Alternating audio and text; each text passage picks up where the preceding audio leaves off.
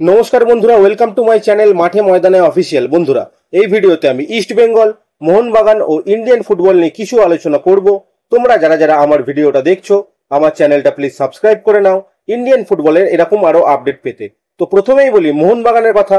মোহনবাগান হয়তো আগামী 2 সপ্তাহের মধ্যে তাদের কোচ ফাইনালাইজ করে নেবে। বর্তমানে যে সমস্ত রিউমারগুলো মার্কেটে চলছে, যে বসুন্ধরার কোচ এবং স্পেনের কোচের সাথে মোহনবাগানের কথাবার্তা চালাচ্ছে, সেটা কিন্তু সত্যি নয়। এরকম কোনো ঘটনা এখনো কিন্তু ঘটেনি। বরঞ্চ মোহনবাগান বর্তমান assistant coach Clifford Miranda Mohun Bagan club ছাড়তে চলেছে। তিনি সম্ভবত মুম্বাই সিটি এফসির অ্যাসিস্ট্যান্ট কোচ হিসেবে যোগ দেবেন ক্লিফোর্ড মিরান্ডার।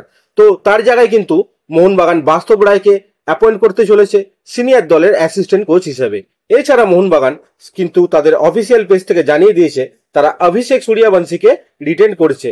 অভিষেকের সাথে সাথে মোহনবাগান আমনদীপ সিং, সুহেল ভাট, দীপেন্দু বিশ্বাস, রাজ বাসফোর এবং ফারদিন আলী মোল্লাকে সিএফএল এর জন্য রেজিস্টার করাবে।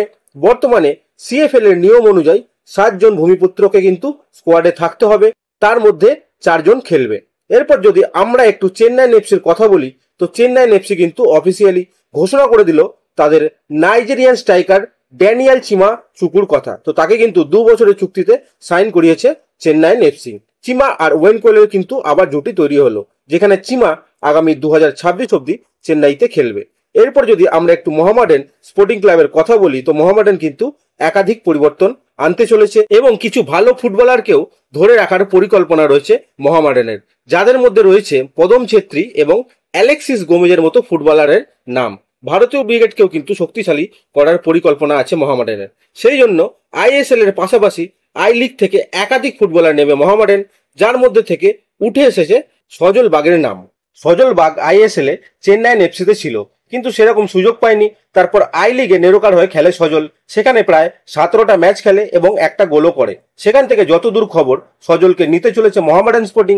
এরপর যদি আমরা একটু ইস্ট বেঙ্গলের কথা বলি, তো ইস্ট বেঙ্গল কিন্তু সাইন করিয়ে নিল 23 বছর বয়সী বিশ্বজিৎ হেমব্রমকে। তো গত মরশুমে বিশ্বজিৎ ক্যালকাটা কাস্টমস হয়ে সিএফএল এ খেলেছিল, সেখানে কিন্তু খুব ভালো খেলেছিল সে।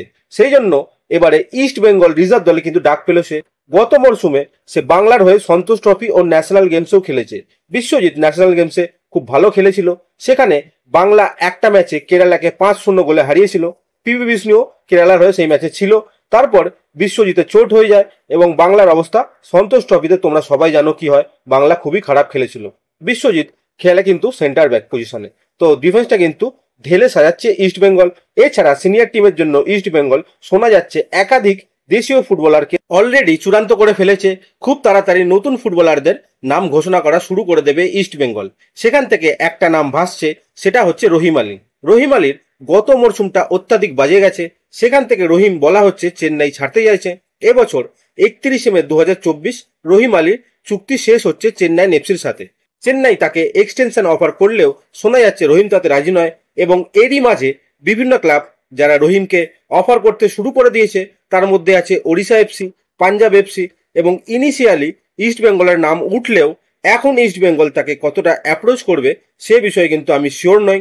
কিন্তু প্রথম দিকে ইস্ট বেঙ্গল তাকে হার্ডকোর চেষ্টা করেছিল তাকে নেওয়ার ব্যাপারে, কিন্তু বর্তমান তার ফর্ম, তার পারফরমেন্সের উপর ভিত্তি করে তাকে নেওয়া কতটা যুক্তিযুক্ত হবে সে বিষয়ে আমার যথেষ্ট সন্দেহ আছে।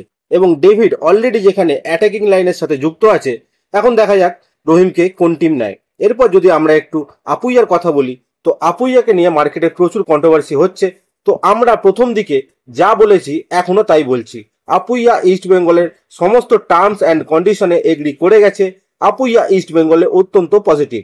কোনো যদি অঘটন না ঘটে তাহলে আপুইয়া ইস্ট বেঙ্গলের জার্সি পড়ছে, কেননা ট্রান্সফার উইন্ডোর মধ্যেই কিন্তু তার সাইনটা হতে হবে। যদি সে সাইনটা করে তো আগামী 1 সপ্তাহের মধ্যে কিন্তু আপুইয়া ইস্ট বেঙ্গলে আসা না আসা পরিষ্কার হয়ে যাবে।